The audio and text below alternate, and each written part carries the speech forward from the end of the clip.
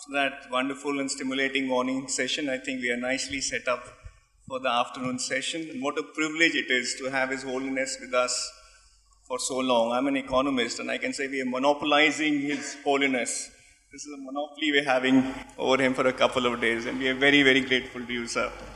Along with His Holiness, we are also very fortunate to have two lamas with us of high repute and learning, Venerable Yangten Rinpoche and Venerable Ling Rinpoche, who are here with us, who are disciples of His Holiness. Also with us is Dorji Damdul, Geshe Dorji Damdul, who is the translator to His Holiness.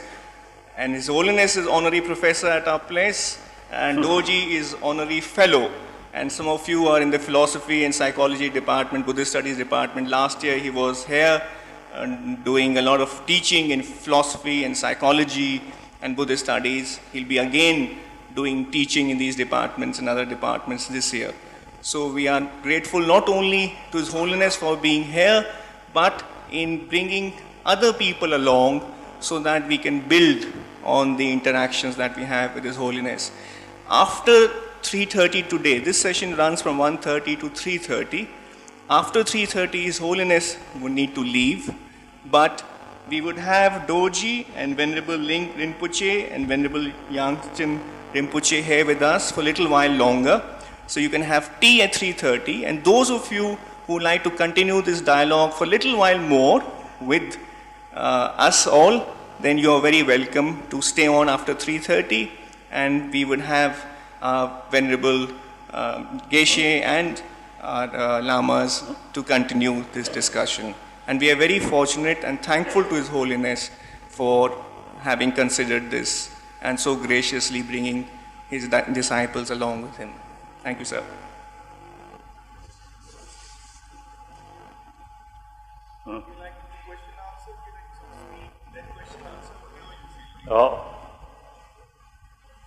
Perhaps as a part of introduction, myself or Tibetan Buddhist tradition.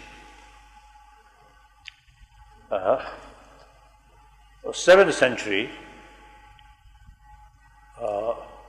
the Buddhism began, start. The Tibetan emperor then noticed the Buddhism is, I think, maybe more sophisticated religion. So usually I describe a Tibetan emperor in 7th century, 8th century, during this period. They are quite sort of realistic. They judge those neighboring states, China, food, vegetables, very rich. So they use even some vegetable, very name, still we use Chinese word. So they brought from Chinese tradition. And I think to some extent, I think in Tibetan medical system, also some Chinese tradition. But then, clothes is concerned, Tibet generally cold country. So Mongolia, their clothes seems to be very fit according to Tibetan climate.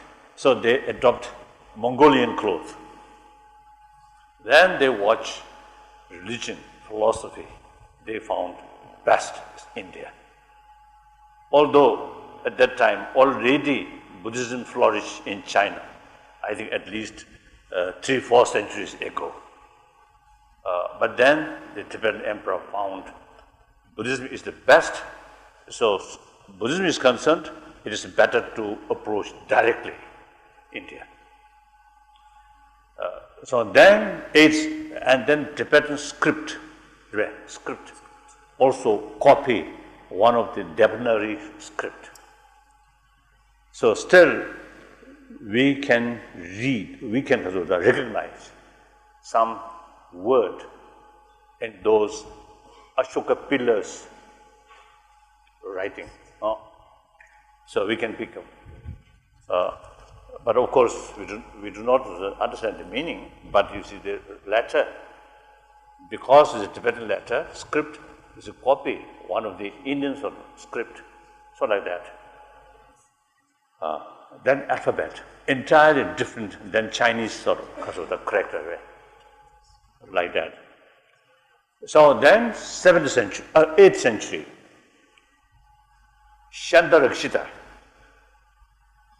invited by Tibetan emperor and with Pemasambhava. The Shandarakshita was one of the top master of Nalanda at that time. Great philosopher, mathematical philosopher, and also great logician. According to his writing, you see, I noticed, you see, two groups, right? Two categories. One category about mathematical philosophy. Another category, logic. So, according to his writing, shows he was great logician and great philosopher. Great scholar, of course. Usually when I mentioned these Nalanda master, from the Buddhist viewpoint, we consider them as a Buddhist master. But academic field, I refer these people like Nagarjuna, Dignath, Jantakirti. These I usually describe professors of Nalanda University. So because the real introducer, Tibetan Buddhism, he himself, great scholar, great logician. So naturally, he want to teach or he want to bring his own student that way. So till 21st century now, up to now, we Tibetan carry rigorous study. I think generally in the past, before 1959, in Tibet, in order to become scholar, 20 to 30 years, rigorous study, and learn those root texts wrote by this Nalanda master. Firstly, familiarize, familiarization, memorize, and learn by heart those sort of the root texts. Then those brilliant students, even some important commentary wrote by Nalanda master, some portion also is learned by heart. Myself, at young age, no enthusiasm for study. Great reluctant study, but under the threat,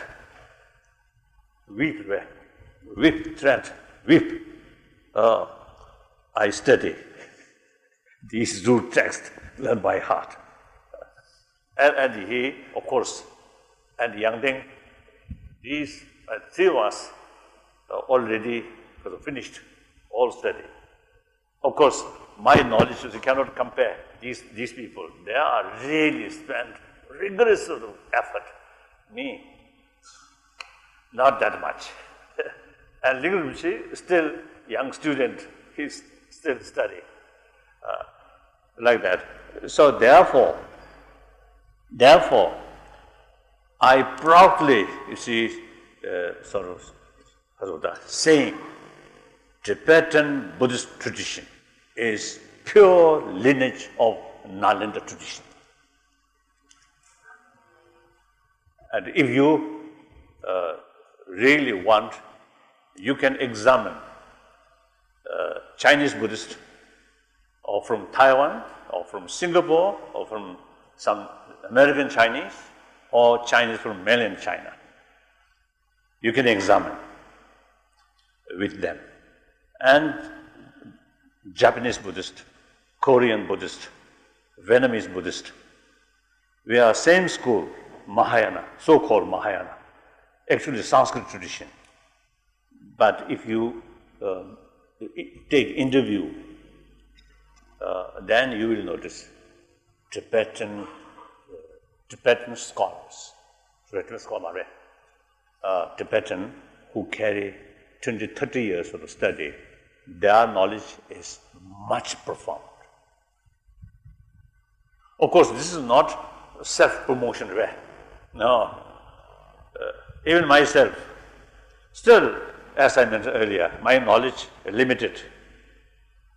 But even then, when I discuss with Buddhist sort of subject, particularly these Madhyamika philosophy and Buddhist logic, with other sort of Buddhist brothers, sisters, my knowledge, not bad. So that means nothing special for myself. I mean, for Savarkada, something special person. No. I carry the normal way of study in Tibet, according to Tibetan Buddhist tradition. I study, I think, 13 years. And out of 13 years, I think last 2-3 years, I really put some effort. Otherwise,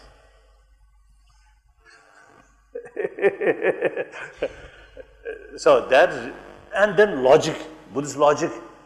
I think we Tibetan, the way study is, firstly learn root text by heart, then commentary, explanation, word by word, then debate.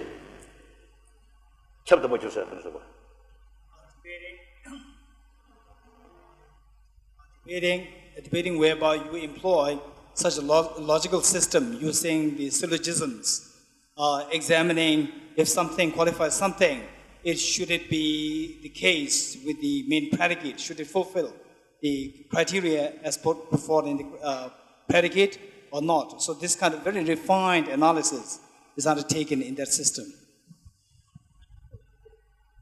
So therefore, I think our knowledge is really quite depth. So, we really feel, sometimes even with great emotion. Now, I think some of you, I think already heard, I describing Tibetans are Chela of India. We not only Chela, but a reliable Chela. That means last few centuries, the Nalanda tradition is much damage and ups and downs here. During those centuries, we kept intact all these Nalanda masters sort of teaching. So now time comes.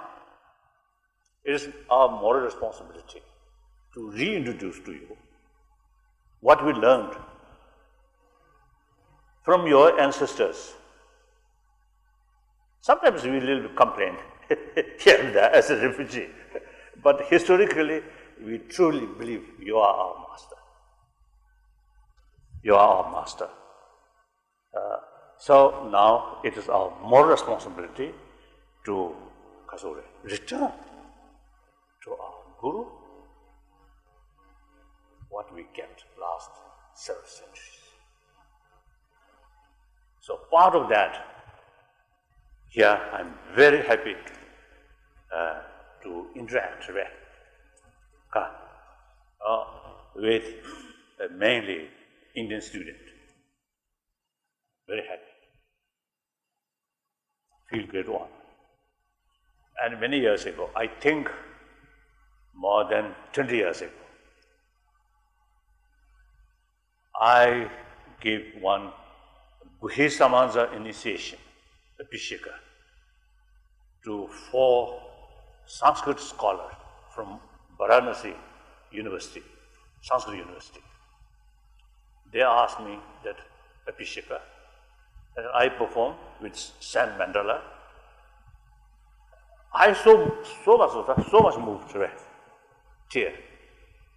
And then 4 Indian scholars, everyone also tear. So that's a very unique close relation between teacher, Indian teacher and a Tibetan student. So one Tibetan great scholar described, till light of Buddhism reach Tibet from India, in spite snow land still dark. When light come from India, reach Tibet, then that snow land that fully brightened like that. And then I want to share with you, you Indian, of course the material development, technology, modern science, highly necessary. But meantime, you must keep your rich tradition. That's very important. Some young Indian, too much sort of fashion, Western culture or Western things. Okay, some are very useful, enjoy, very good. But your main sort of cultural heritage, 1,000-year-old your culture, must maintain. Look, China. Now, much copying Western sort of, I should say, education or science, technology, these things. But because 5,000-year-old cultural heritage, much already damaged. So now look, there, they seem to see the younger generation, there's nothing much our own traditional sort of value. Whereas India, I think British imperialist, bad, but still bring modern education and railway line, these things, without touching India's 1,000-year-old tradition. I think very good. So now you have the opportunity to combination rich spirituality of this country, ahimsa, mainly ahimsa, and religious harmony. I think these are model of the rest of the world. I think time come to show rest of the world, all different religious traditions come together, sit together, genuine harmony with mutual respect. It's not just idea. 1,000 years practice here. This should be model rest of the world. So Indian should feel proud. One student asked us, orthodoxy, I think your question, isn't it? Orthodoxy. I think, like you, young student, I think should take the essence of the spirituality, not ritual or some of these things. Rituals, these things are in a way superficial. In Tibetan case also, number of cases, even monastery, just they carry some rituals, some ceremonial thing, but without knowing the meaning. I often teaching my Indian friend, in many cases, the parent or people in the family mourning in front of Shivalingam or Ganesh or Saraswati or these things, offer some flowers and recite some Sanskrit shloka without knowing the meaning. These are not much useful. We must take the essence, and that essence make relevant day-to-day life. Then spirituality lives a life. Right? Then you get benefit. If spirituality remain in temple, old-fashioned, fail to make relevant day-to-day life, then not much useful. Do you agree? Good. Thank you. Now questions. Okay, the girl at the back, yes, in black. Good afternoon, sir. I would want to know that what is your view on capital punishment? what should be done with people who have done so much wrong to others, like suppose Kasab, for example? Is it right to execute them? How can they be redeemed?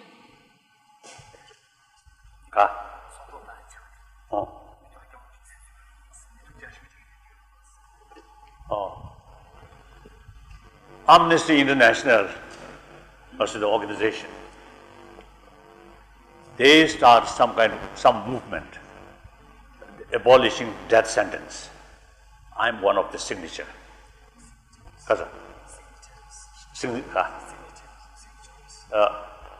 I put my signature like that. So, from my viewpoint, even very negative person, that negativeness comes due to many different factors, environment, and his or her own way of thinking. These, like Hitler, who are very cruel, but at the time of their childhood, not that kind of person. At the time we born, we all was a very much affectionate person. Gradually, you see, due to different circumstances, you see, some individual become like that.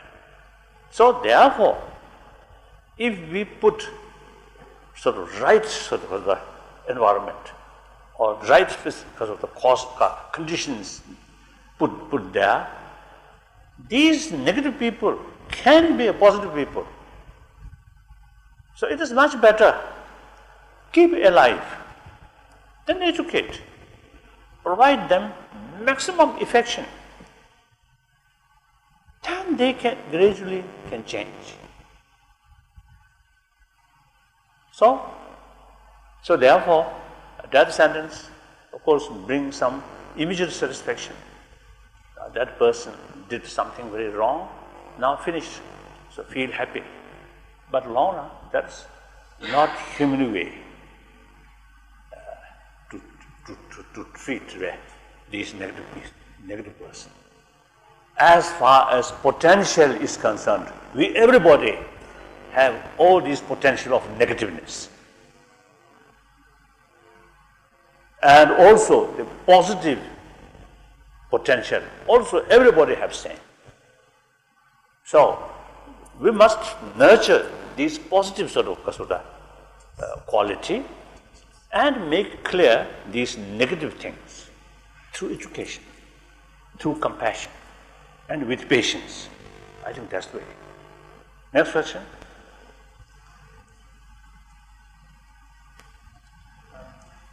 Very good afternoon, sir. My question is that can we attain Nirvana while staying in this materialistic world and society and performing our duties? Or do we need to seclude ourselves to do so?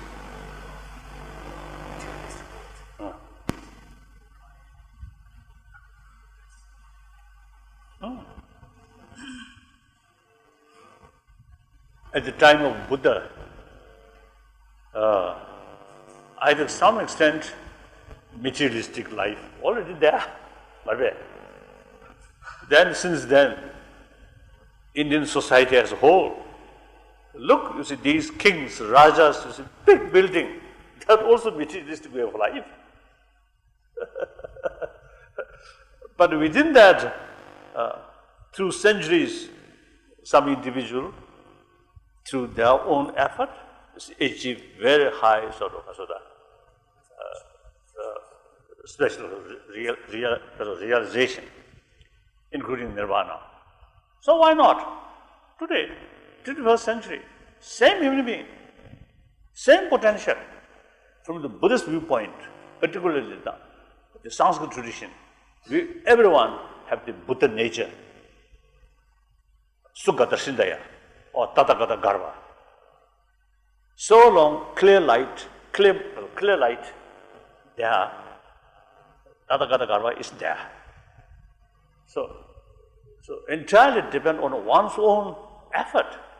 with fuller knowledge, that nirvana always possible.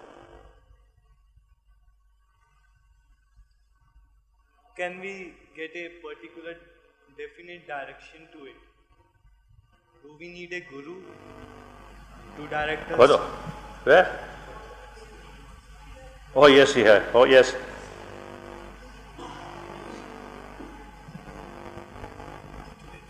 Correct.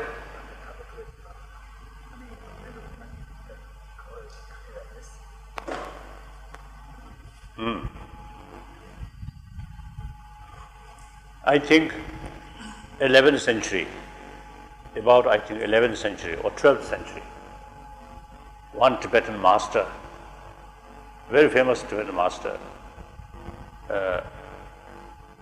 when he was about to die, some of his disciples asked him, till now we get because of the teachings from you, and we can take advice from you.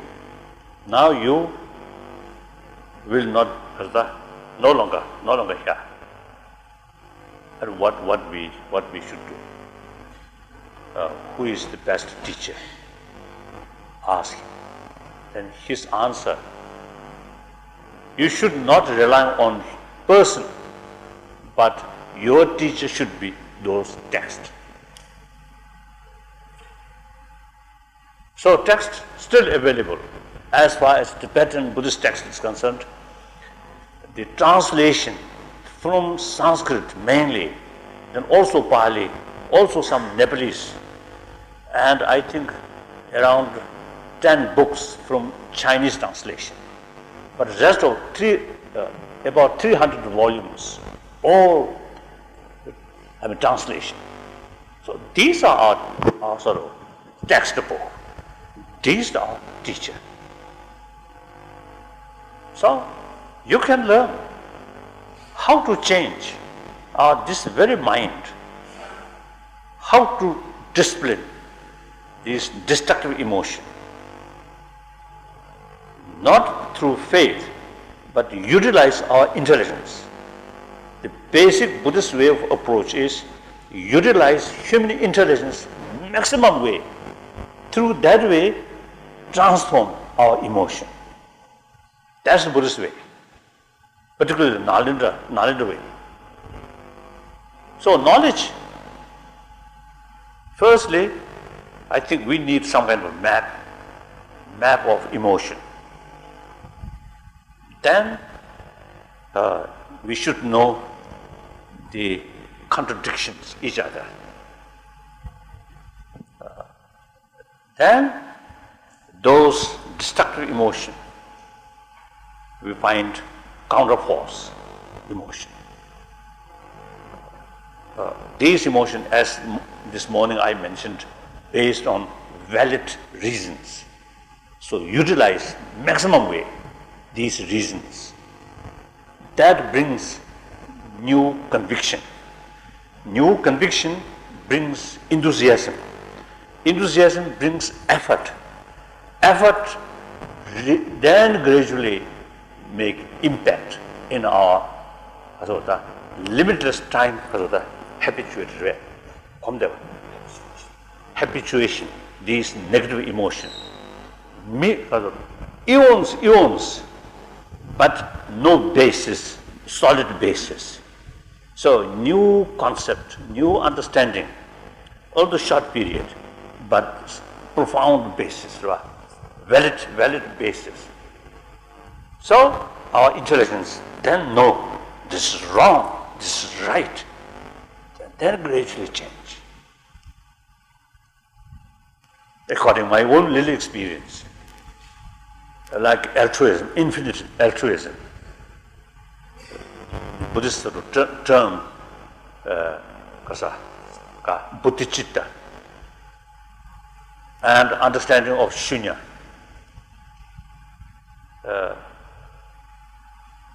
My age, I think around 13, 14 years old, and particularly I think around 15, 16. I develop some enthusiasm from within. Then start study as well as practice. Now 75-year-old, I really notice big change. Not through just prayer, not through so-called meditation, close eye, thinking nothing away. Not that way, but analytical meditation really change, really makes big change. And some of my friends, I think this person also, through analytical meditation, their life changing. So that's the way. So not necessary to seek one guru. Take these texts as a guru, as a teacher. And also one, I think the advantage Tibetan way of study is comparison. Text from different school of thought and make a comparison and analyze oneself. Their view, certain view, then you see another view, another philosophical view, bring a lot of contradiction about that philosophy. And think. Then this philosophical viewpoint, another philosophical viewpoint, you see, brought a lot of, point out a lot of contradiction. So analyze all these things. That's one advantage, Tibetan way of study. I noticed some Chinese or Buddhist, it's just one book, always read. And some my friend, it's a Buddhist friend, since we become very close friends, so they actually, express to me, we also recite these some sutra, but without knowing the meaning. Like that. So I think from that viewpoint, being a Tibetan, really feel proud. Because we still kept the academic study of Nalanda tradition still alive. We really feel proud. Too much exaggeration? Next question. You've stressed, Your Holiness, you've stressed the importance of analytical meditation. Could you tell me specifically where I can learn analytical meditation? That's question number one. I have another question linked to this. You've also stressed the need for introducing ethics in education. Do you think a syllabus and course structure on ethics is more desirable and would have greater impact than learning analytical meditation, and that would deliver the goods? What would you advise the University of Delhi to do?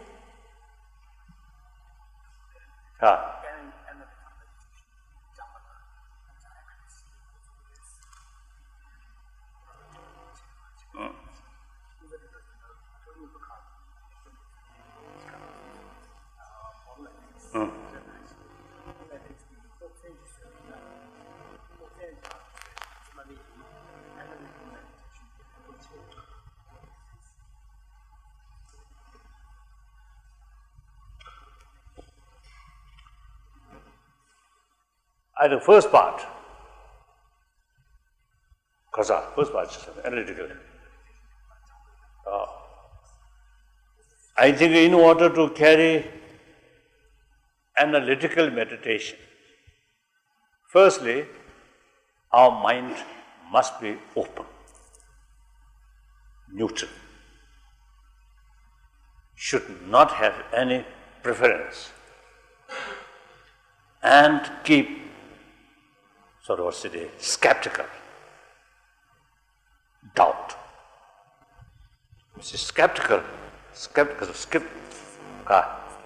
Skepticism, brings question. Question brings analyzation. Analyze analyzation brings answer. That brings conviction.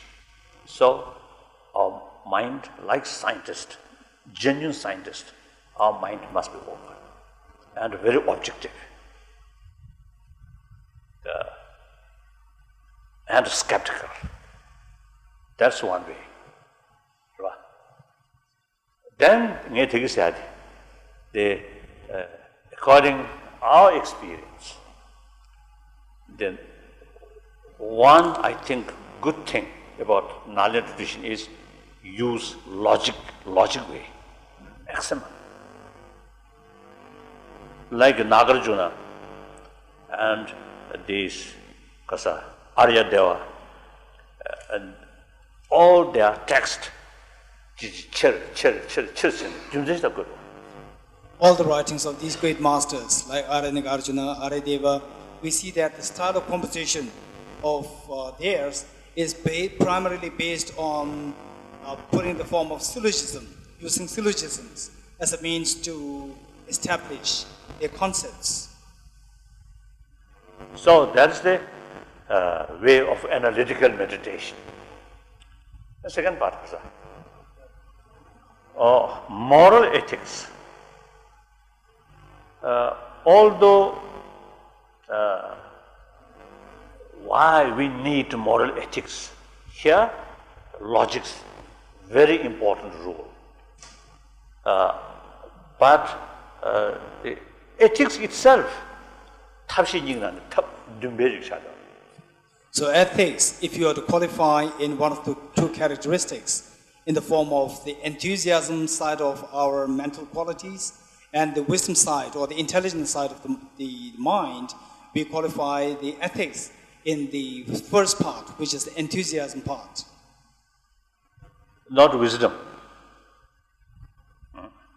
like compassion, strong wish of well-being of other, just dumba. The enthusiasm. Not wisdom, not prajna, but these are upaya. So upaya and prajna, the mental sort of, also the aspect is different.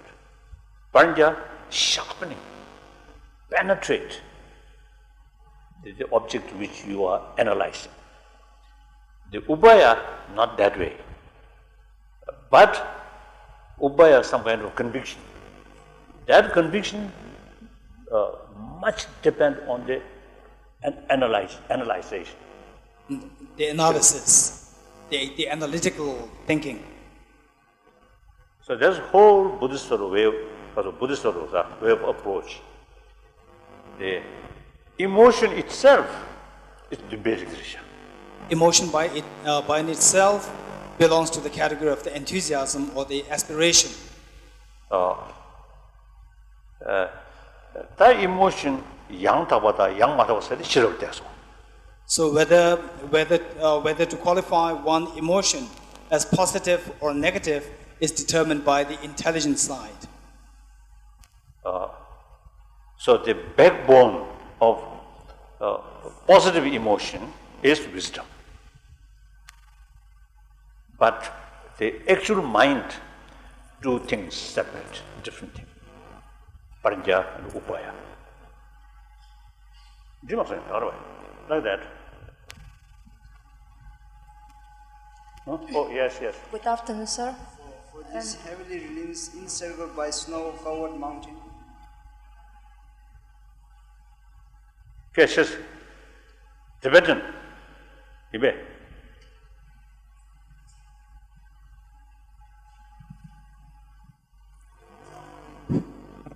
For these heavily religions encircled by snow-covered mountains to premortal souls of all the benefits and bliss, this Tenzin Gyatso Jainism in person, may he remain steadfast until samsara's end. Your Holiness, my question is, once I wish to become a special educator for a special child, but in regarding this Buddhist philosophy, there is a concept says you should not pity others.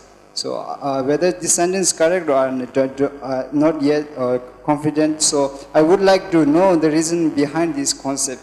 So rangi shenla ningje la sem dike marelan tindechi. 先来凝结来个sem的给有嘛嘞？先往不 샤는 跟 이지 겁나. 先来凝结来个 sem 的给没有嘛嘞？先来凝结300 sem 咕隆。 근데 근데 어딘데 깨요 말했어. 그래서 나 왕부 견지지나. 그 어딘데 닝제라. 가.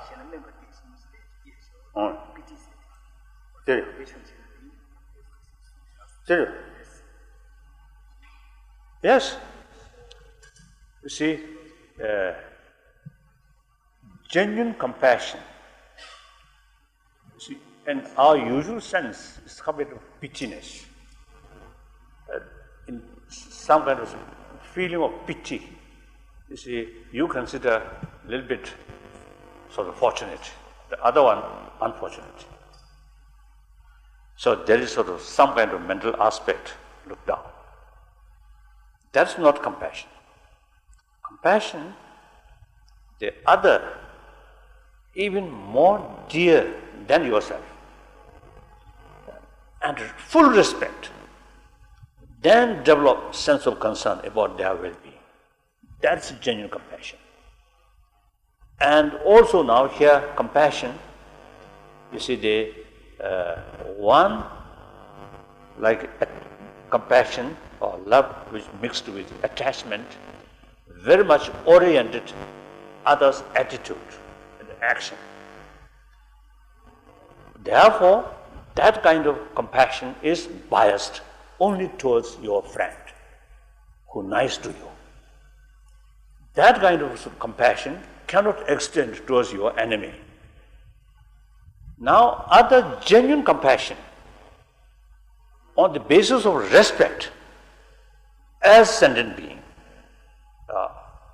and on that level, just myself have every right to overcome suffering, regardless what their attitude. So the unbiased, genuine compassion oriented being itself or self itself, not attitude. So therefore, that kind of compassion is unbiased. And that compassion extends towards our enemy. As far as their action is concerned, that person harming on you, so we call enemy. But as far as sentient being, they also have the right to overcome suffering. So develop on that basis, because of the sense of concern. That's unbiased, infinite compassion, not mixed with attachment. Impossible to develop attachment towards your enemy.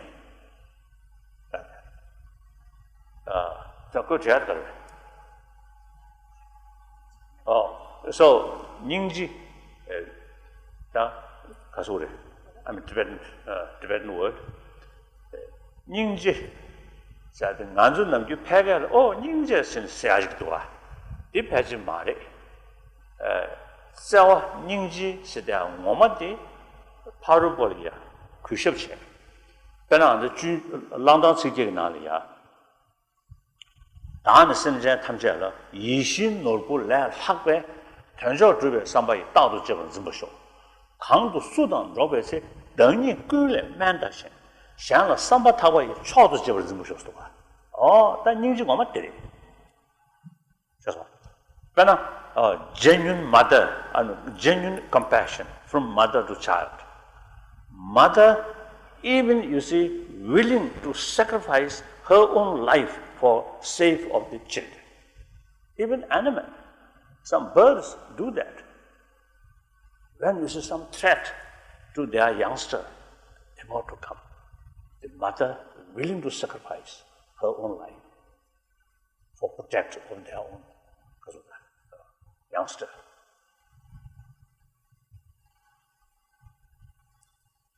So, good morning, sir. Good afternoon, sir. And I have a question. The shows that should be there. Oh, yes. Yes. Buddhist has many gods. There has an awesome mantra. Then And what is benefit of that mantra for us? Also, other question is, what is the relationship of meditation and mantra? You from Mongolian? Yes. Oh, usually we describe Mongolian and Tibetan like twin brother sisters. Of course, different language, but same culture, same religion, Buddhism. And Tibetan case, India is our guru. We are Chela. Mongolian case, the Tibetans are your guru. You are Chela. One scripture of Buddha mentioned his teaching eventually further north. So 2 words, north to north. So first north, we consider Tibet. Then second north, beyond Tibet, Mongolia. And some republics in Russia, like that. So in any way, your question,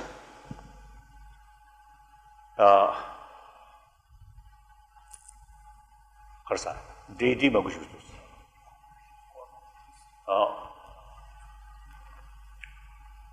So God,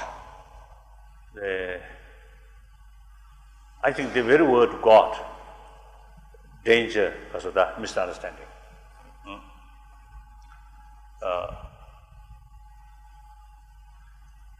And one occasion, one time, one Japanese, here are some Japanese, one occasion, one Japanese,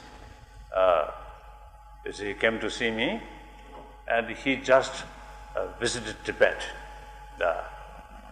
And he told me, I think Yangtze Bangalore Chedi. You see, he that took pilgrimage there. And then he noticed some dark room and very fearful sort of god and goddesses.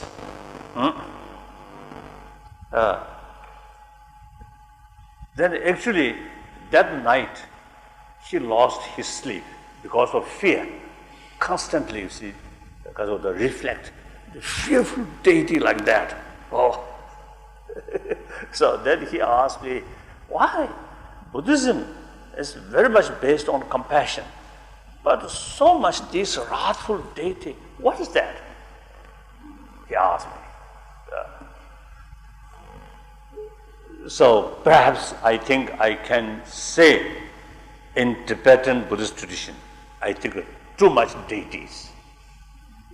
Sometimes we put so much effort, importance of these deities, forgetting Buddha. Absolutely wrong. Those reliable deities are manifestation of Buddha. These are reliable. Some of the sort of local deities, Yula Shibda, these are not at all because of Jemna Marwa. These are not the true source of refuge. Sangha said Phagwe Ginju, Phagwe Satoshi. Sangha, here among the 3 jewels, Sangha is one of them, is those beings who achieved a very highly realized spiritual the realizations. 가다 대박 누순도 통하는데 파벌 지기하래. 대박 누순도 마통에 소수적으로 집해. Those beings who have realized the ultimate reality, emptiness directly, they are referred to as Sangha members, and others are referred to as ordinary beings. So among the deities or protectors, there are 2 kinds. One belong that Sangha. These are quite reliable. Other below that, it's just like us. Of course, only difference is they are without this, because of grosser level of because of the body, so more subtle body, so they can go different places and can spy what is going on there. So sometimes we can get some information what is going on there. That's all. not at all sort of refuge, right? Not at all a source of refuge. I have the name of Dalai Lama. So traditionally, state oracle, there, from time to time, I meet them through trance. I treated them like advisor and ask what is their opinion. Never sort of refuge. Never go for refuge as such.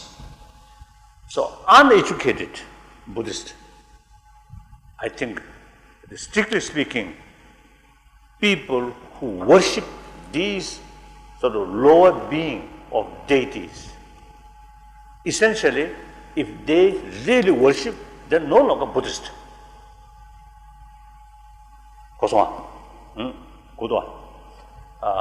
So therefore, in Mongolia,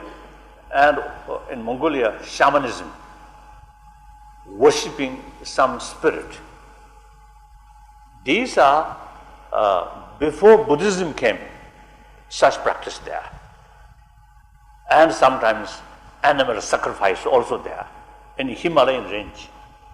Still, some people, in Nepal as well, even some cases, even Buddhist monastery, some animal sacrifice is to happen.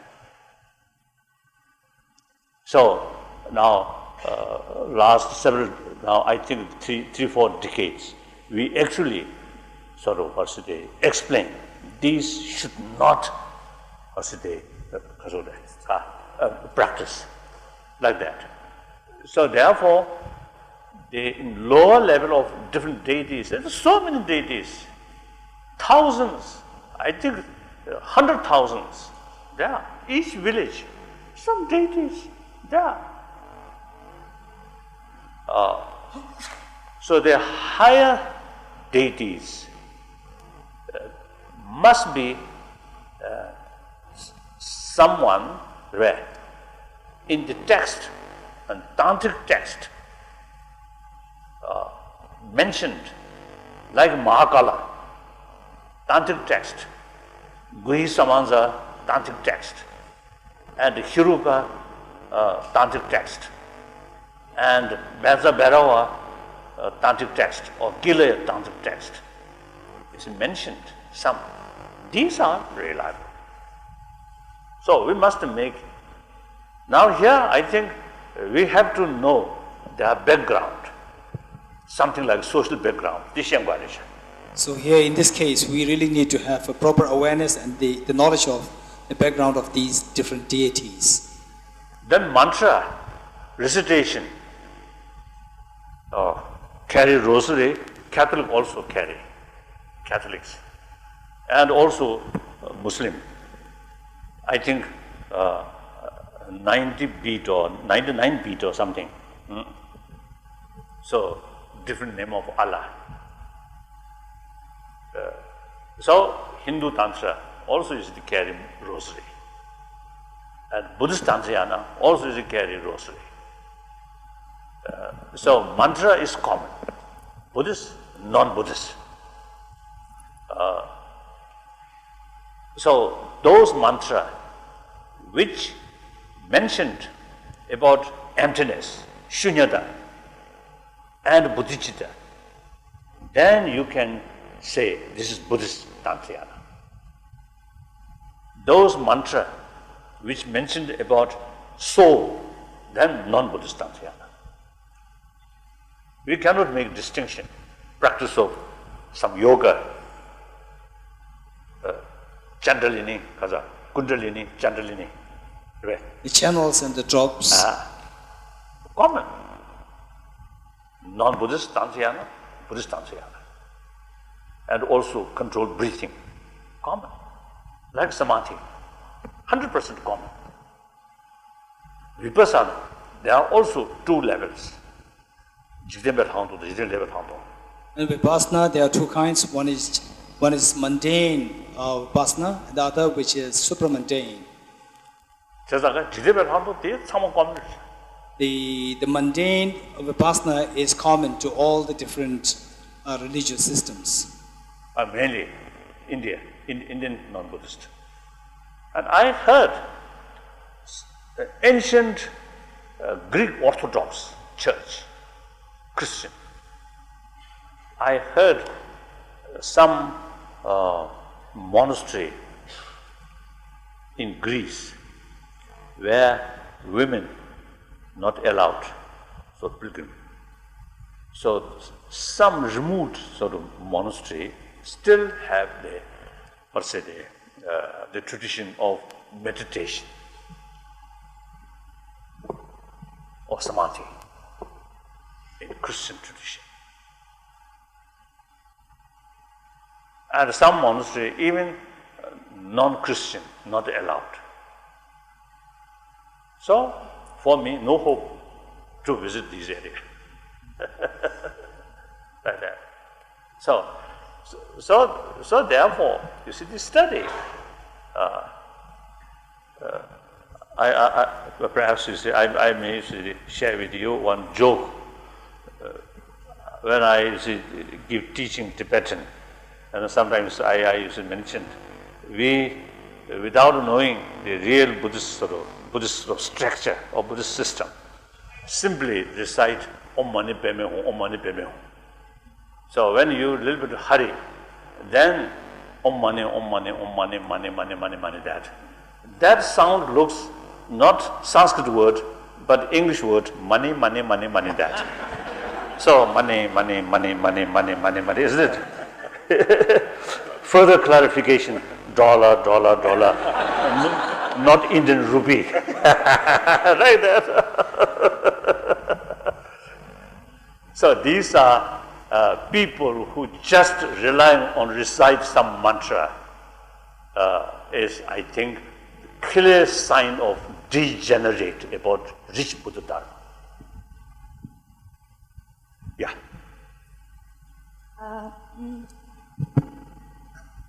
First of all, Touch Tilak, His Holiness, this thing. I'm a Tibetan and I'm from TCV school.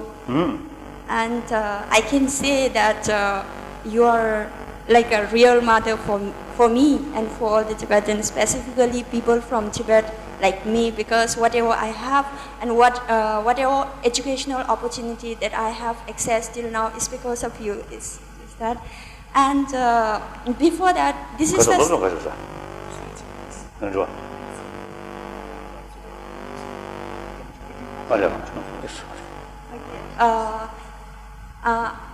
it is a great pleasure for me that today is the second chance for me to have such session with you, because before that also in June I came for the Gurukul program in Dharamsala. So that time also I got one day to have interaction with you, and I'm feeling very happy and very blessed about this. This thing. Then before that in May I went for this interfaith program. All these programs are organized by His Holiness Foundation for Universal Responsibility. So during that session, like Islamic session, one of our lecturers, he told that according to me, the greatest, the biggest terrorist in this world is the politicians. Like, for example, George Bush, like that, he was saying. So who do you think is the main cause of terrorism in the society? That is good terrorism cause.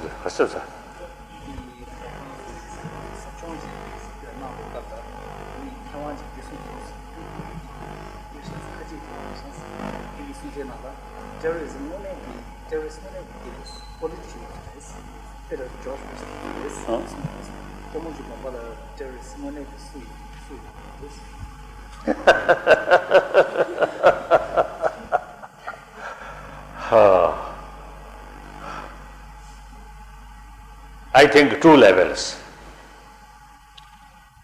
Mental level, the ultimate sort of person, the terrorist, is our hatred,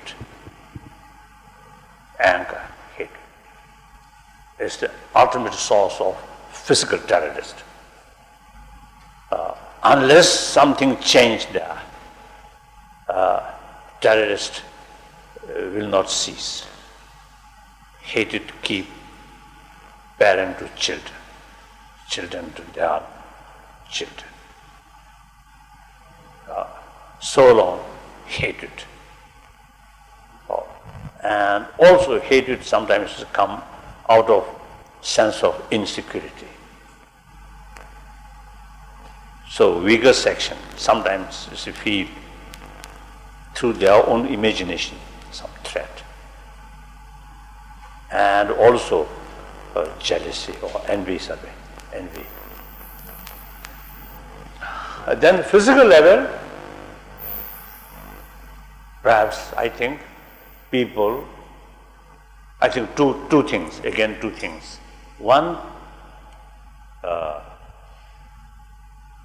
lack of holistic view, and some cases may be very faithful, but their knowledge, awareness is very limited. Such person easily manipulate. That one category. Essentially, very innocent, but manipulated by some other. Then another category, very brilliant, real sort of broader knowledge, but ultimate sort of the emotion, full of hatred.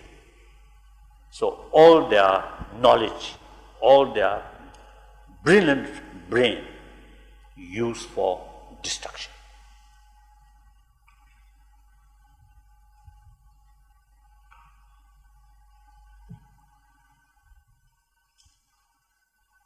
It's clear. Some answer, isn't it? And if you pinpoint, then look those newspaper. I think these days the people immediately say, Osama bin Laden. I think if you look on his face, looks very nice, isn't it? Looks very gentle, except the gun always is put aside. Otherwise, it looks very nice.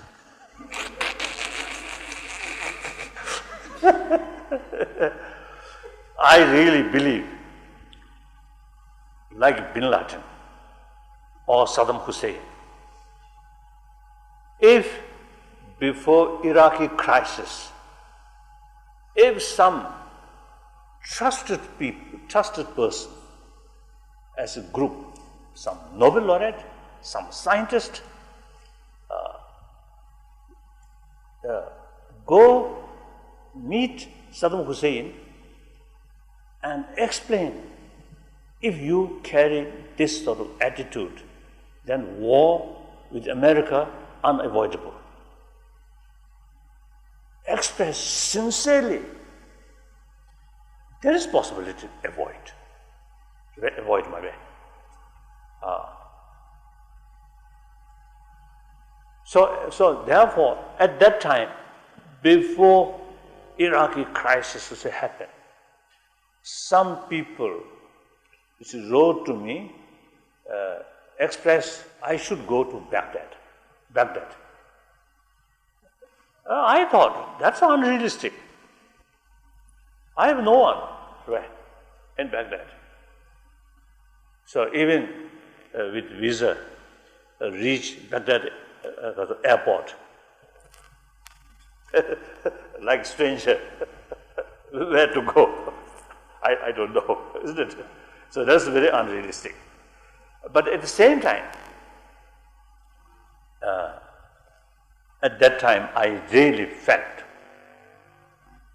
some Nobel laureate, and also like the Havel, Czech president, Havel, representing no one, just one individual human being with sincere motivation, really committed peace against violence.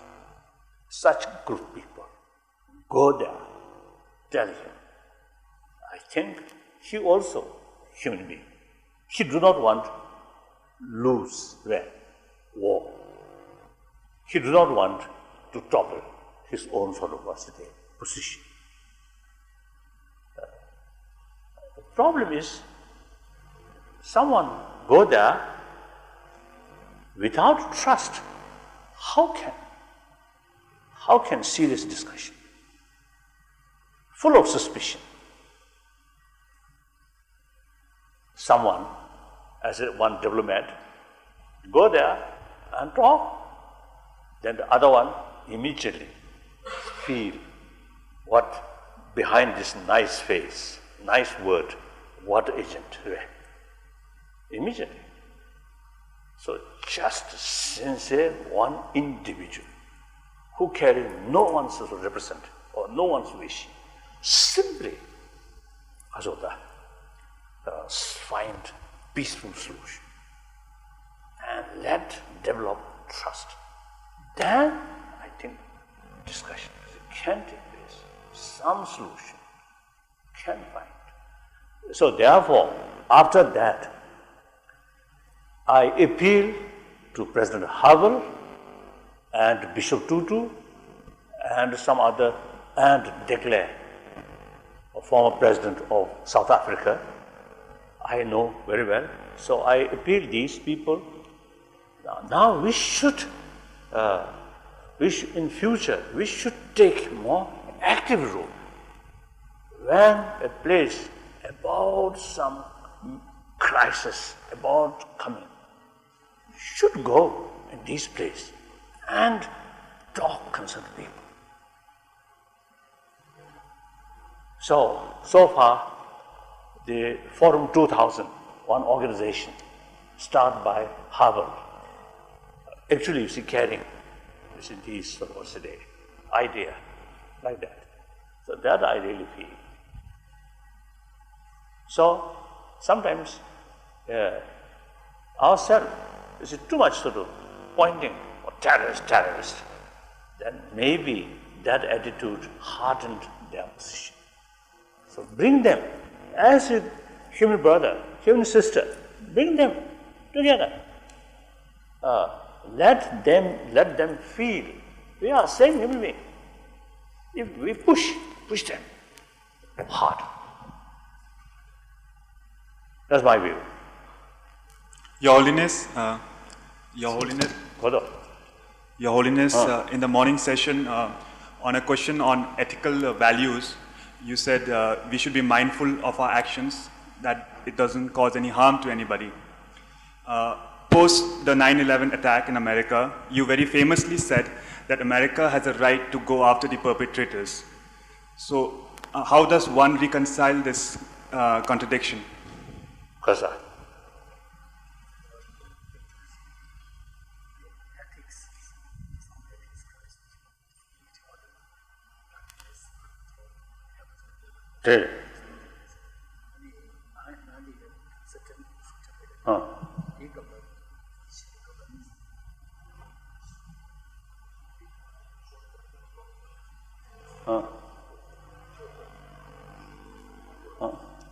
What is your main point?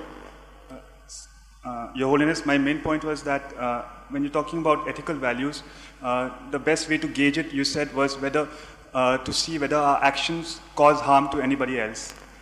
And after the 9/11 attacks in America, you very famously said that America has a right to go after the perpetrators of the attack.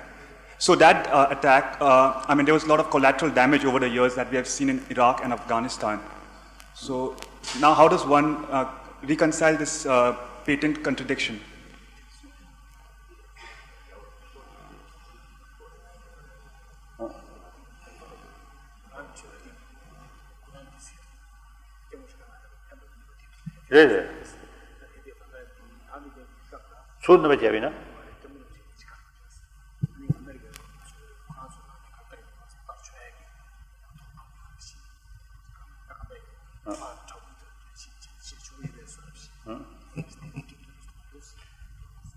What is your background?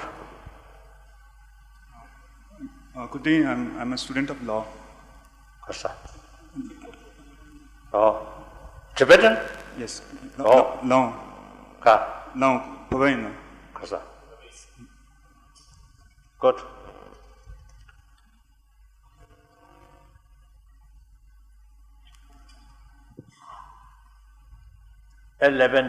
September, that unbelievable sort of tragedy happened.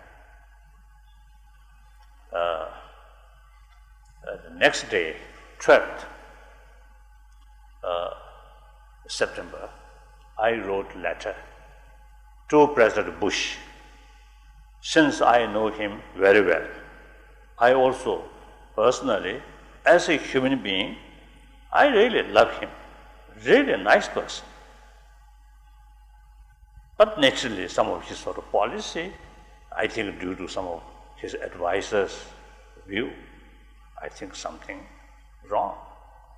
So I express in the letter, firstly, my sort of, condolence to those dead people, and also some kind of to those families.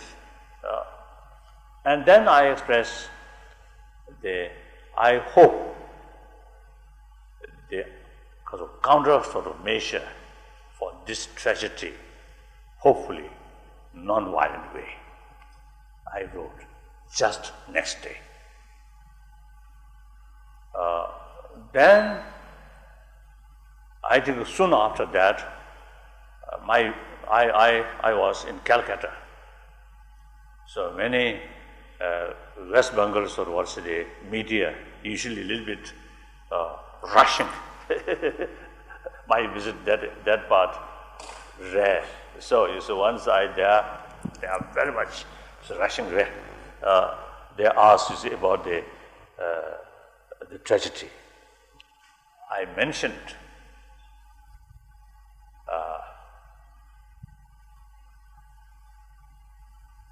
real causes of this, even related with past century, last 1-2 centuries possible. Western imperialist exploitation, many parts of the world. And meantime, West materially, technologically, highly advanced. Some of the country or place where exploitation took place still remain poor. So naturally, some kind of jealousy, frustration, anger may develop. So there are many long sort of causes and conditions. So now answer for that. Since then, many occasions I express, we should think 2 levels. One level, immediate answer for that. There's various concerned government, you see, taking certain sort of method. So that's up to them. Like United States, take countermeasure using violence. But that is not sufficient. We must think long-term solution about terrorism. That related with the sort of the promotion of, you see, oneness of the whole world. Destruction of your so-called enemy is essentially destruction of yourself. Today's world, economy, environment issue, national boundary is nothing. We must think about the global level. So once we promote these ideas, these views, then the terrorism actually is something like self-destruction. So through education, through awareness, through more contact, if people, as I mentioned earlier, people left isolate, then these things will not end. Bring together as a human brothers and sisters. Then gradually these things will change. So since then, I always mentioned 2 levels. of you see sort of counter sort of method, right? Countermeasure, like that. So then, basically, as I praised India's 1,000-year-old ahimsa, it is the only way. No matter how sort of afflicted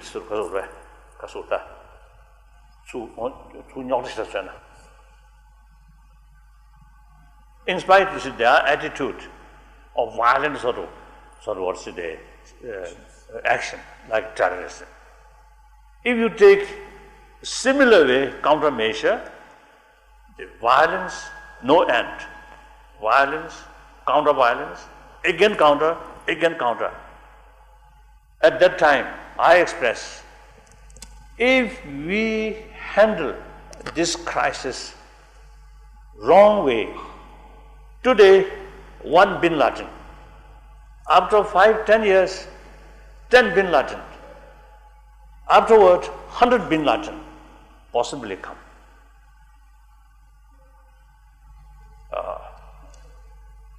This also, I think, related with my sort of the usual explanation. Negative emotion. I think this morning, I think some of you, I think we discussed about, you see, anger, hatred, these destructive emotion need independent, absolute target.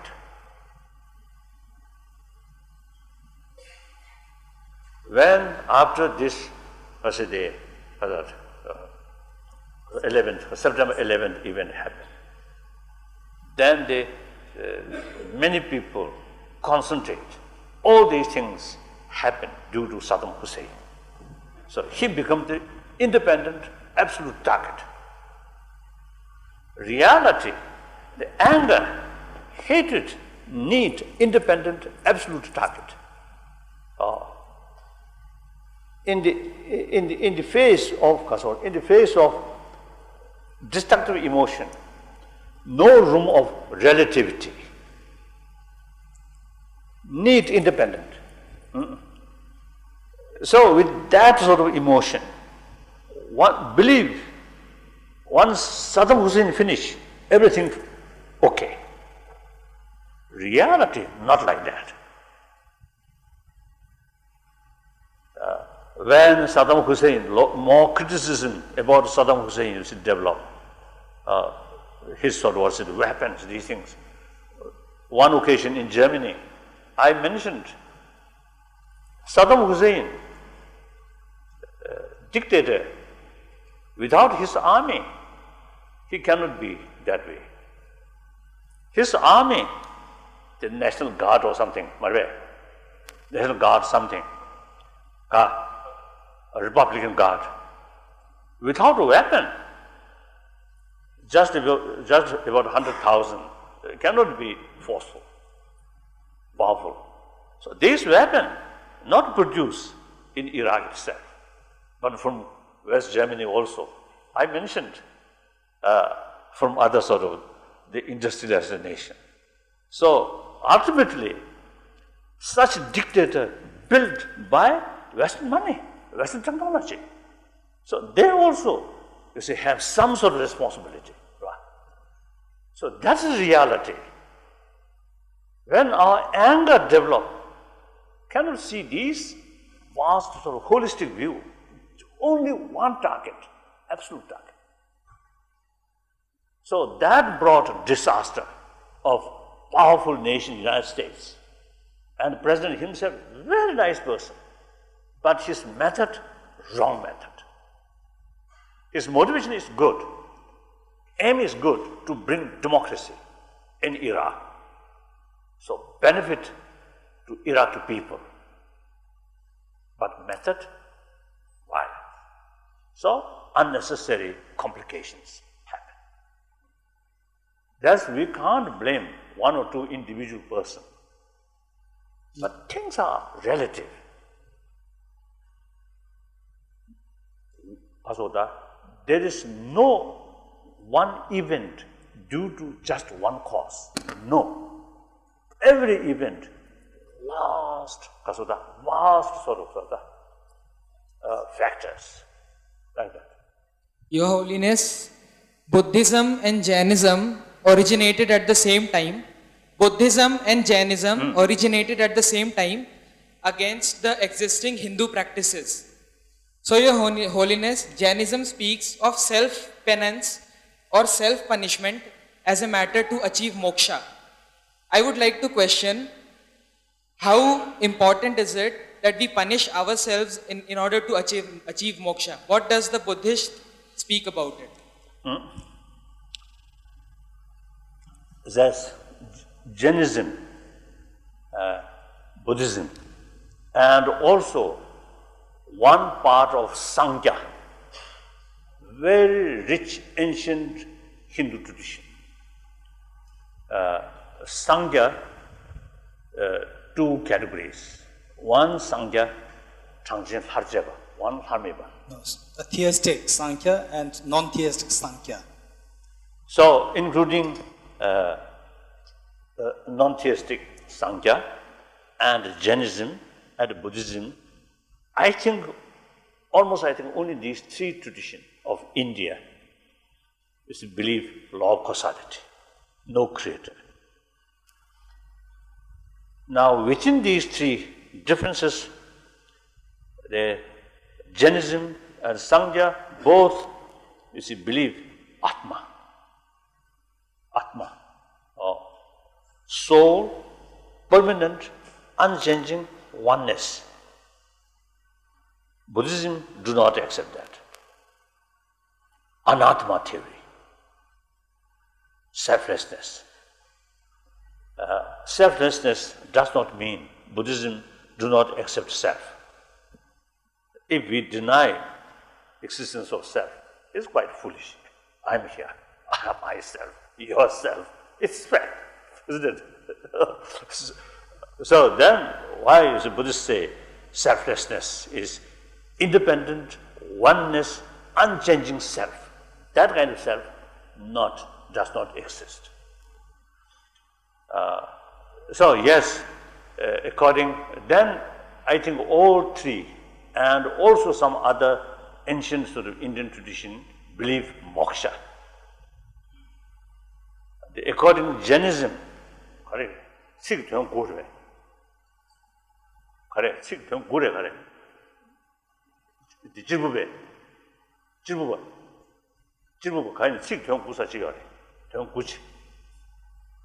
The Jainism, they believe in what is known as the 9 points. And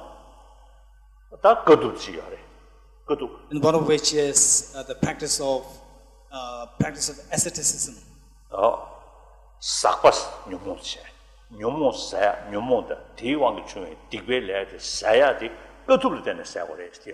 And pointed to the mental afflictions and the karmas given rise to by the mental afflictions. And they say that it is through the penance, undergoing penance, that the karma and the negative emotions can be eliminated. Then Buddhism, according to Buddhism, Nagarjuna stated in as a precious garland. He mentioned so where he mentioned that it is not possible that through undergoing physical penance that the mental defilements can be eliminated. Of course, all major religion, accept some kind of physical hardship, like fasting, some prostration, different sort of type of practice which brings some sort of pain, physical level. Buddhism also is mentioned, but all these not just mere physical hardship, but ultimately everything depends on motivation. So physical hardship motivated with certain sort of right thinking, then including some physical hardships is some useful, but not the real sort of method. then I think big differences according Jain, I think according Buddhist literature, which available in Tibetan translation from India, mentioned moksha as something like special heaven. So once we purified all sins, negative things, then we born there. That's moksha. Buddhism, according to Buddhism, moksha not outside. Moksha is liberation. Once our mind completely liberated from dominance of ultimate ignorance, that's moksha. So moksha is a state, certain state of our mind. Furthermore, according to the Madhyamika philosophy, that's of course, if we compare all these different sort of school of thought within Buddhism, the most sort of profound, where no contradiction, is Madhyamika philosophy. It's quite clear. So therefore, according to Madhyamika philosophy, then moksha, the identification of moksha is the emptiness of our mind. So long the basis of that emptiness is our mind, so long mind remains with negative emotion. That emptiness we call something like Buddha nature. Once the basis of that emptiness, that's mind. Once mental level, all the negative influence completely eradicated, then the shunya of that mind is moksha, nirvana. In the Sanskrit tradition or Mahayana tradition, that is exactly chimad chebe semji shuni di kam. Chimad pangbe semji shuni di changju. So here, according to the Mahayana tradition, particularly Madhyamika tradition, it is simply whether something is characterized as samsara or is characterized as nirvana. It is determined by the mental defilements, whether it is there tainting the ultimate reality of the mind. So this ultimate reality of the mind, when it is with the mental defilements, it is referred to as samsara, and whereas when it is free from mental defilements, come to see. So this ultimate reality, which determines the ultimate reality, just go to me and kaparba. Ultimate reality, out of the two the categories of phenomena, positive and negative, it is not positive. I think there is danger if you use negative word. Positive and non-affirmative. I don't know. Positive, affirmative. The affirmative and non-affirmative, or non-affirming. Affirming and non-affirming, it belongs to the category of non-affirming. And there are a lot of sort of discussion between Buddhist sort of philosophy and non-Buddhist philosophy. Now,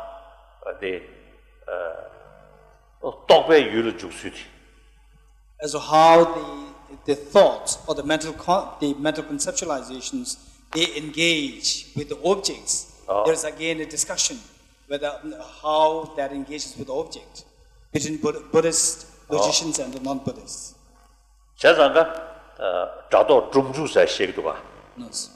And the non-Buddhist traditions, they believe in the conceptual mind engaging into the objects. Conceptual minds and the words or the labels engaging into the objects by the power of the object, not by the power of the mind as such. And whereas the Buddhist perspective would go the other way around, saying that instead of engaging into the object by the power of the object, but power of the subject's selective selection by eliminating the non-things attached to the object. Now here kakwa tu sa live da. So from this point of view, the concept of the affirming and the non-affirming objects come into being. Now when I see this bottle, so when I look at this bottle, I see it, and how my mind engages with the object, this bottle, is that the bottle appears to be so affirming and so solid from the object side. Now here, non-bottle. So now when I look at the same place without the bottle, I see the non-bottle, the emptiness of the bottle. So here, if something exists, the non-bottle is an exist phenomenon. Because can see or can feel or can understand. So it is something phenomenal. But that just absence. The absence of Lord Shadi, Tahas Tombachigo Marwa, Gagsa, the Gaza, Botor, the near Lord Shan, the Membati. Gagsa Chero, that absence of Lord Shadi. So in the second case, there is an understanding of absence of something, absence of the bottle. So this is not to be understood as the mere nothingness, but rather as eliminating or negating what was originally existent as a bottle. So shunya means just absence of independent existence. So itself just empty. Kakwa chadata. So here, this shunya, or the emptiness, is not to be understood as mere nothingness, rather as empty of something, empty of independent existence. So this is to be reflected in the sense of the absence of or negating something, and not something mere nothingness.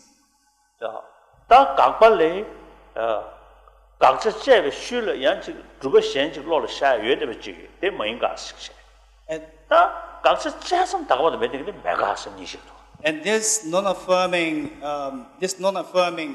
phenomena again can be divided into two. The one which has implication after negating the object of negation, and the other which doesn't have any implication after negating the object of negation.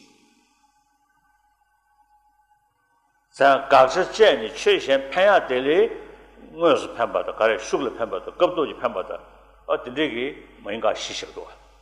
then in the case of the second one, where the negation is to be understood in the negation associated with the implication, as implying something else, that again has four divisions.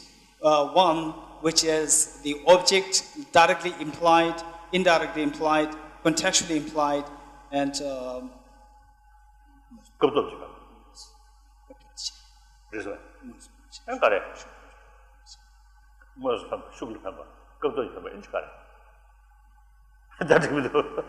now forget. Only three, not four. He also can't remember. And I can't remember. So failed to mention. So in any way, so these, you see, in Buddhist, because of the epistemology, Pramana mentioned quite detailed, remarkable how, you see, our mind, sensorial mind and mental mind, how to do that. Engages, how they engage into the object. So actually, these days I sort of describing Nalanda tradition, this literature of Nalanda tradition, three parts: science, philosophy, religion. So far, our engagement with modern scientists, not Buddhist religion, but mainly science. external science, internal science.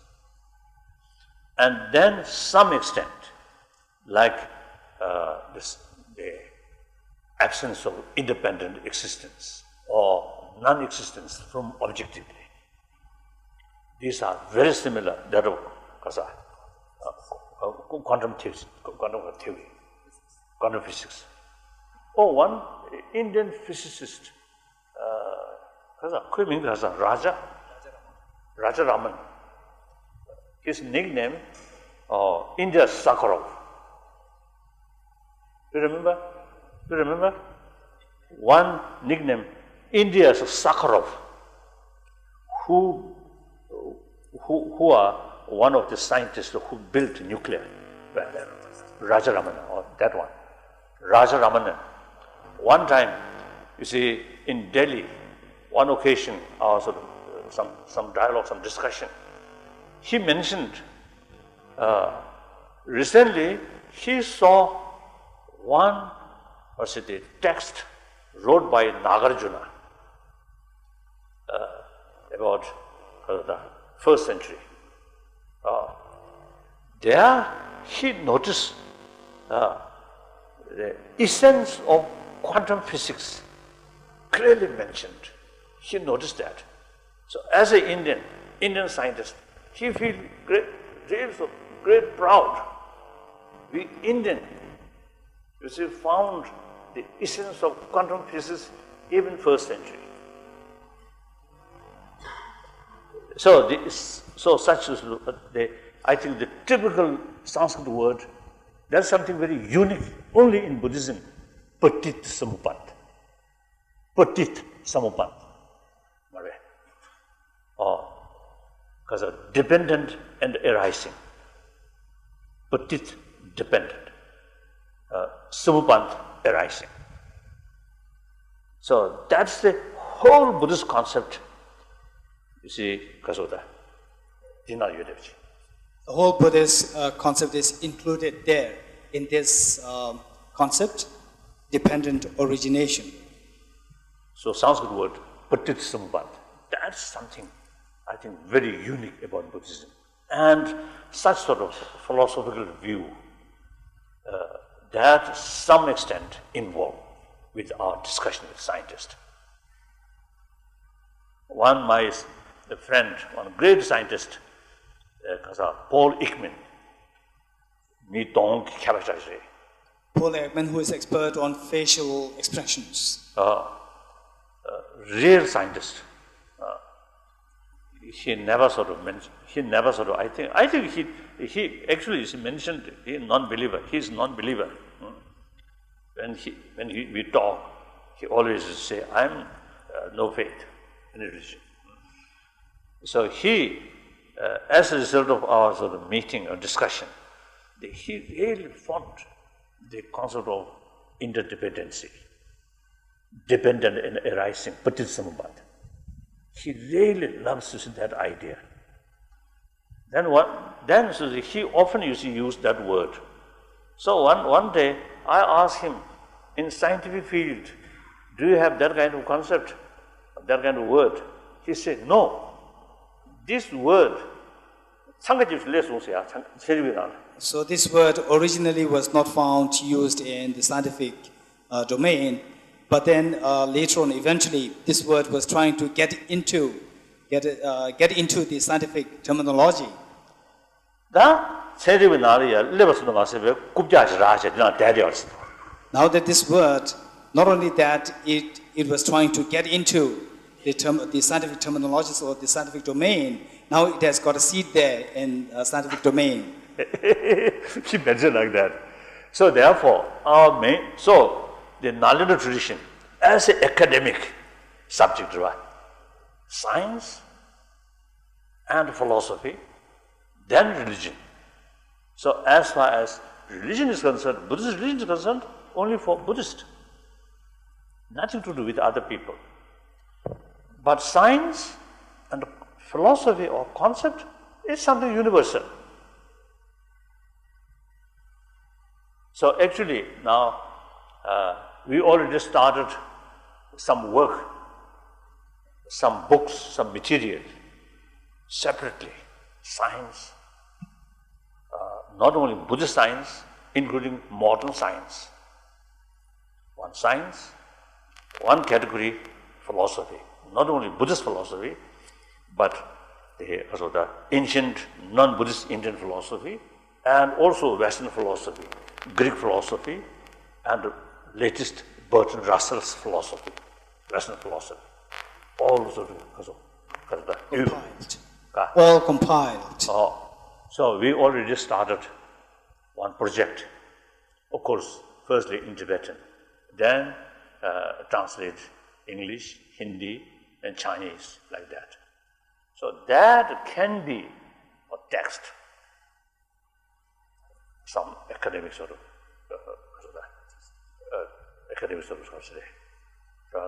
institution. Not religion, simply knowledge, isn't it? These are universal. Oh, too long? Sorry. Just to carry on, I just want to clarify that mind that you're talking about, the emptiness, the shunya, that clear light of day which you call, is that understood from a knowing self, which is mired in tradition and jealousy and envy and fear, or is it some other self? Who is knowing or experiencing that emptiness? Self. Of course, self or mind. Mind, self itself is just a neutral. When you see involve destructive emotion, then our mind is impure. But real mind, now for example, say one's own mind towards one object, say one person. One occasion, you can develop a strong sort of negative attitude towards the same person. But another occasion, the same person, very positive emotion. Same object, same mind, but completely contradictory two minds, two thoughts. So that shows your basic mind is neutral. Sometimes negative emotions come and influence. Sometimes positive emotions come, influence. So that moment, generally difficult to make distinction, your main mind and the emotional thought. Cannot distinction. But through training, there is possibility. When anger fully develop, your mind be separate and watch that anger emotion. Then immediately anger strength reduce.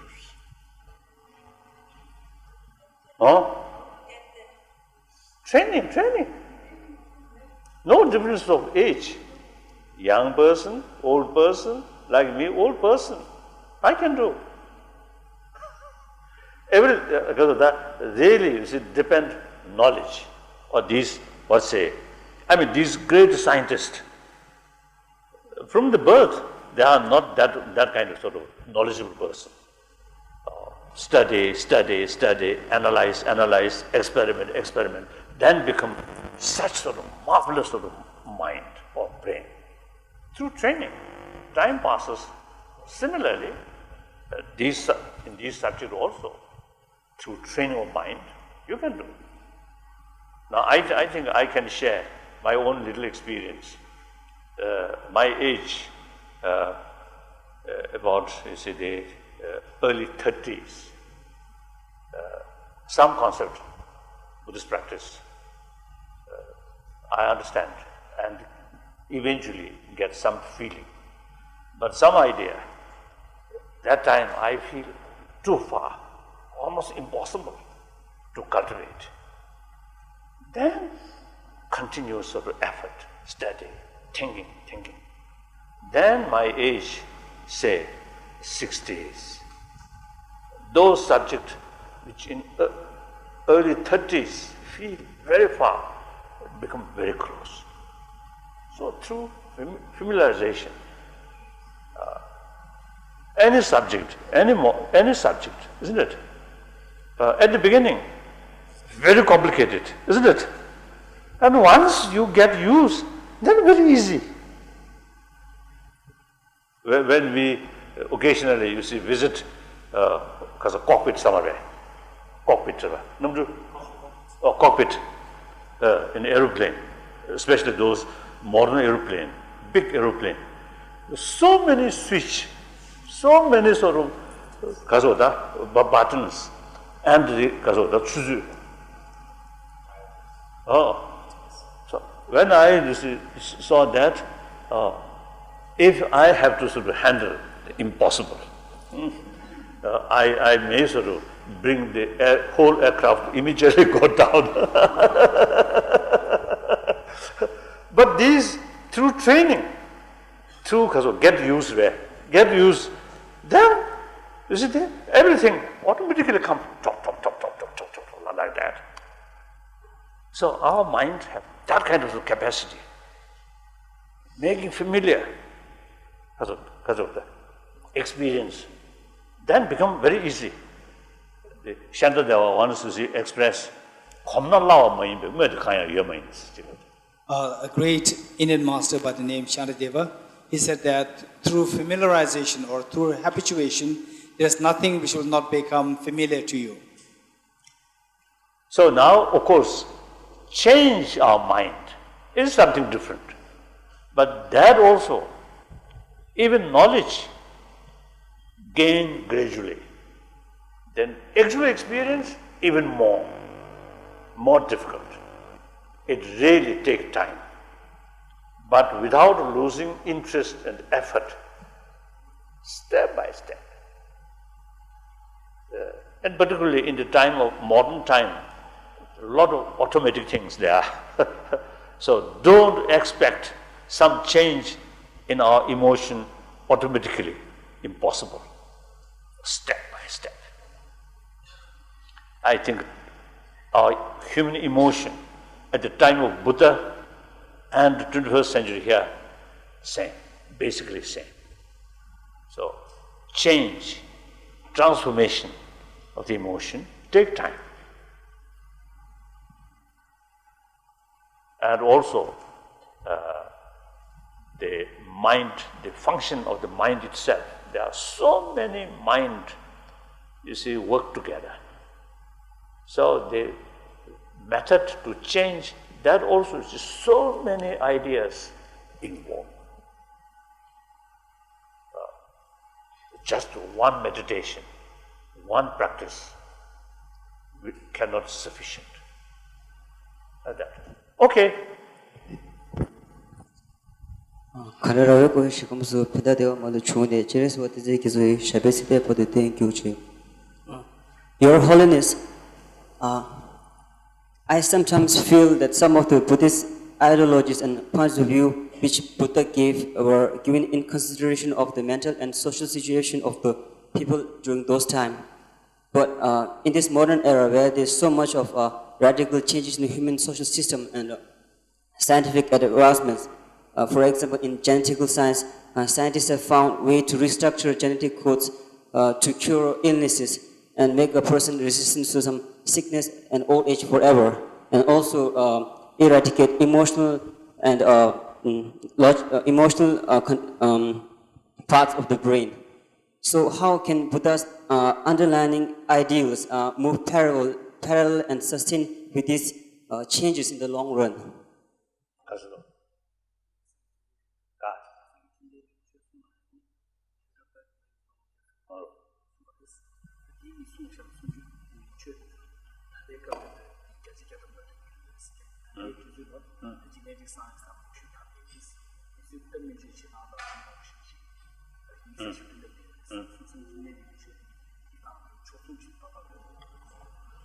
Just, I mentioned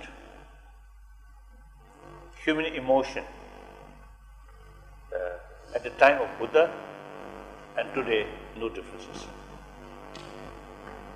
Of course, modernity means external things. Our mind still same.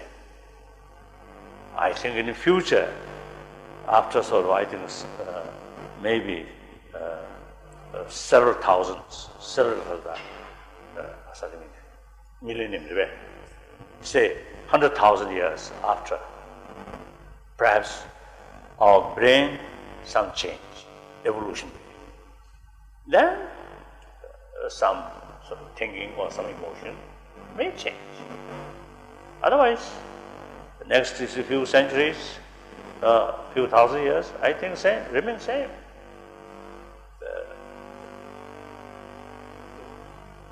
So the real Buddha's teaching is the method to tackle our emotion.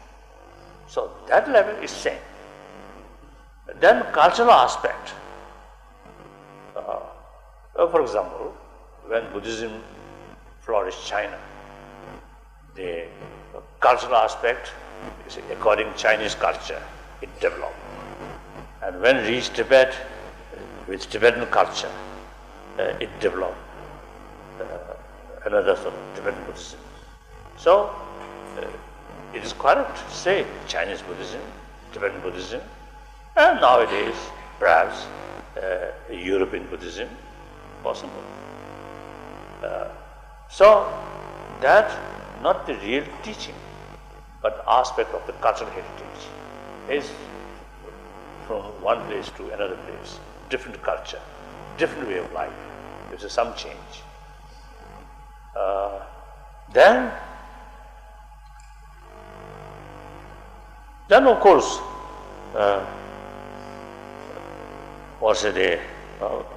in part of cultural heritage, you see there's some using instrument, different things, according to different local traditions. These are not real Buddhism. Real Buddhism, as I mentioned earlier, the Nalanda master's sort of presentation of Buddha Dharma, that's the true Buddhism. So that part, no change. Yes?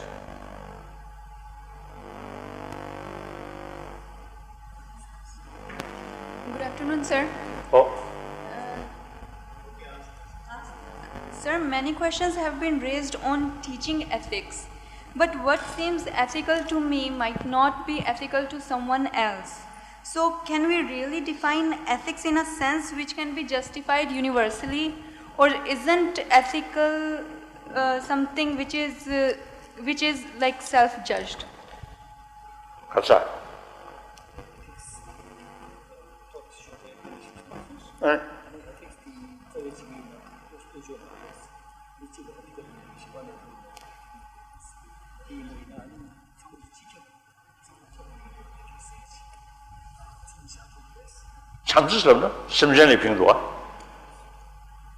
So when you talk about compassion,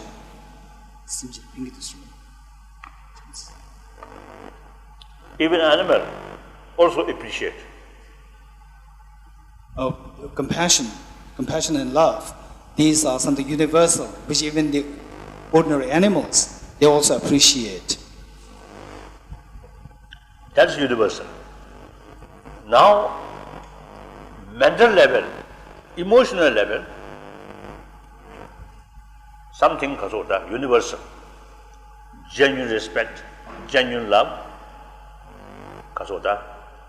genuine sense of concern, universal. Now, ethical action is concerned due to circumstances. So, the monastic and the Nangbe and the duetim nalolia, kakpa, druba, naos, kakdru naos sashtoba. So, in the monastic rules of the Buddhist monastic rules, there are three categories. One which belongs to the set of the prohibitions, and the other which is a set of to be done or to be practiced, and the third one which is allowed. Da kakdru naos de circumstances the tuni, kakpa jesu nawa, nawa jesu druba, tell ya, near Chikaku Nansum Chiksum. And you should go circumstances, didn't you all? Narkashvati degrees. No. Circumstances all, never to chores. So here are these three categories of the practice, monastic rules. So under one situation, the Buddha said that, oh no, you are not supposed to do this. And then when come under a different situation, then the Buddha said, oh now here you are exempted. It's all right, you can, even though you can do it, it's fine. And under the third condition, it might be such that you have to do it. So, depending on the situation, or it's very contextual, whether something is to be done or not done. So today in the Dinala, and the Junjuna Jusundua, Gravashan Chevachas, Kanda Kaine, Gravashev, Gravashev on Chores. There, Puge Pugjan Ringuchane, Kang Pambati Chores. And it is for this reason that Acharya Shantideva, he said that while you engage in any activities, make sure that you do that out of full awareness of the purpose of engaging in that activities. And then how you discern as to what is the purpose or whether there's purpose in it or not, it is determined by whether that action is going to give a long-term benefit or is going to be harmful in the long-term sense. Like that. Your Holiness, you say the purpose of life is to find happiness. So, should we really be talking in terms of finding a purpose of life? I mean, don't you think it would kill all spontaneity? If you concentrate too much on finding happiness, it would destroy it eventually. So, why can't we accept life just as we accept love, without any purpose? That's right.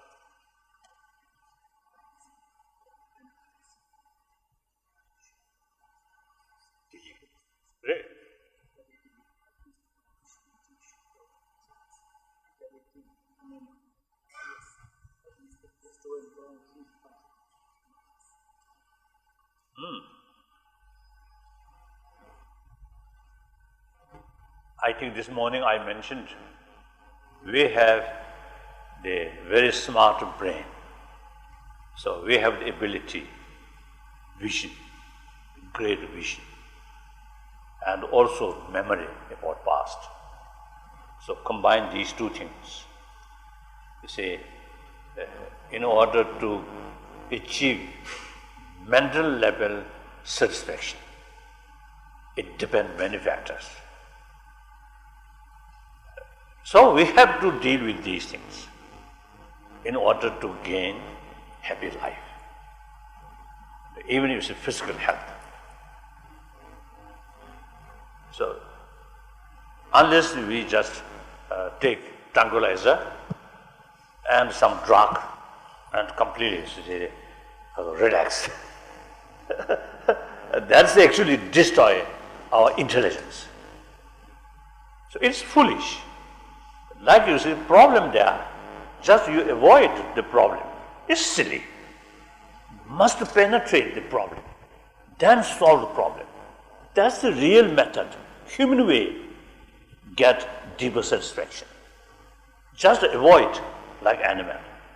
There are some problem. Avoid. So in any way, so long this smart brain there, some problems. Always find. So we'll ask him for it. So we'll get the some others, so we'll ask him for it. So therefore, it doesn't really make much sense to remain idly without giving any thought to in relation to future visions and so forth. If you really remain botherless, then you won't get good lunch. You won't get good breakfast. You have to work. You have to think. So the very life like that. Whether we like it or not, we are in 21st century, in like India. Sorry to interrupt, Your Holiness, but what when this purpose is fulfilled, what do we look for after that? What? what if our purpose is fulfilled? Then what do we live for after that?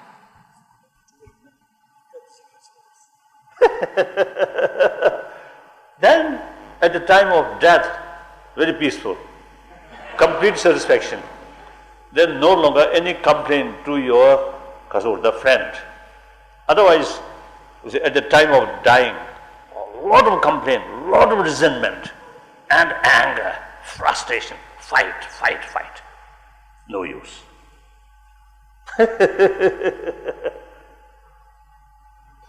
Even you see, within this lifetime, mentally more peaceful. And also it's like immune system. Basic mental attitude is healthy. Some disturbances come, go, come and go. There is Tibetan saying, some uncomfortable sort of news come this ear, then let go out from this side. Not keep here. Keep here, more worry. And then frustration, then anger, then violence. So all these entirely depend on your basic mental attitude. Is sound, is realistic. The small disturbances will not disturb you. Basically, your mental state is shaky. Then even small instant burst your mind. Like physical level also, your immune system is good. Small germs here and there may not disturb much. Your basic body health weak, then small things create a lot of problem. So mental level also same. So life as Buddha state, dukkha nature, suffering nature, some problem always there. Unless we remain really dull, then different case. Otherwise, a life, those couple, of course, become marriage, also is a trouble. After marriage, also trouble. Without children, much worry. Too much children, much worry. And then about thinking, abortion, impossible. And birth control, a lot of problem. Then some children, more worry, how to get education. After finish education, get a job and marriage. Endless problem, even individual level. Isn't it? And then eventually become old, or old age. Then sickness, and finally death. So these are source of problem, source of suffering. So Buddha state, dukkha, suffering nature. Unless we just forget all these things, and remain dull, remain dull, then okay. Otherwise, more intelligent one. There are a lot of sort of causes to bring some disturbance, some unhappy, anxiety, like that. So we must find, it is worthwhile to find counters of the mental attitude when we face these problems. What do you think? Some sense? Correct. What? Oh, I see. Right. Time. Now tomorrow. And we thank His Holiness. We of course will be here again tomorrow morning, same time. But we thank His Holiness from the bottom of our hearts. Please stay seated while His Holiness leaves. We will continue the dialogue with Doji and with our venerable monks here after the tea break. But for the moment, stay seated for the moment. So, thank you very much. I really enjoyed, and I appreciate all those questioners. You really put nice question. Thank you very much.